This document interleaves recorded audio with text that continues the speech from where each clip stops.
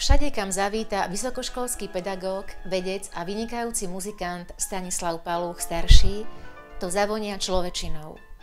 Všetci ho považujú za Kysučana, no len málo kto vie, že sa narodil v Michalovciach a 15. júna minulého roka oslávil svoju 60-ku. V rokoch 1967 až 1972 študoval teoretickú kybernetiku na Matematicko-fyzikálnej fakulte Karlovej univerzity v Prahe. V roku 1972 nastúpil do Výskumného ústavu dopravného v Žiline ako výskumný pracovník, neskôr ako vedecký pracovník a vedúci výskumnej oblasti automatizácie riadiacich a informačných procesov. V roku 1982 ukončil vedeckú ašpirantúru na Matematicko-fyzikálnej fakulte Univerzity Komenského v Bratislave. Pracoval na viacerých výskumných úlohách o optimalizácii riadenia dopravy. Pod jeho vedením bol vyvinutý systém Castor na optimalizáciu mestskej a prímestskej autobusovej dopravy.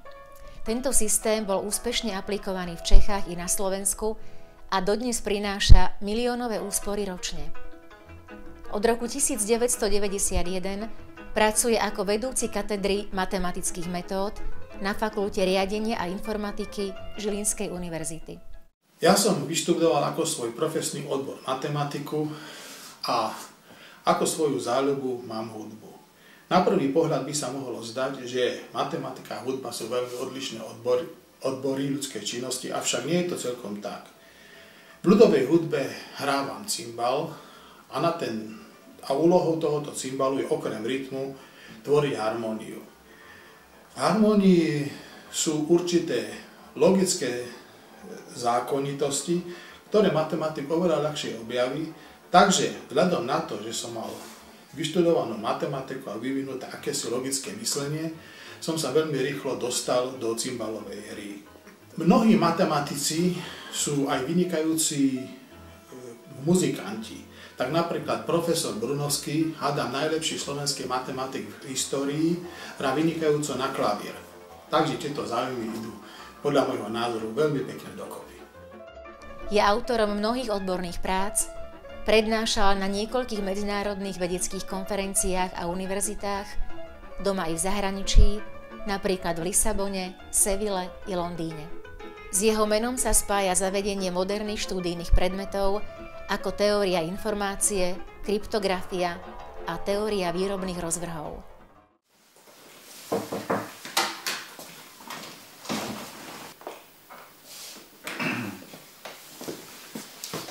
Dobrý deň.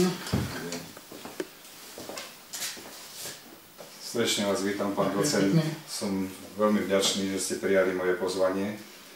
Dovolil som si vás pozvať, pretože som sa dozvedel, že Kysucká kultúrna nadácia akceptovala náš návrh na vašu nomináciu na ocenenie Osobnosť Kysuc.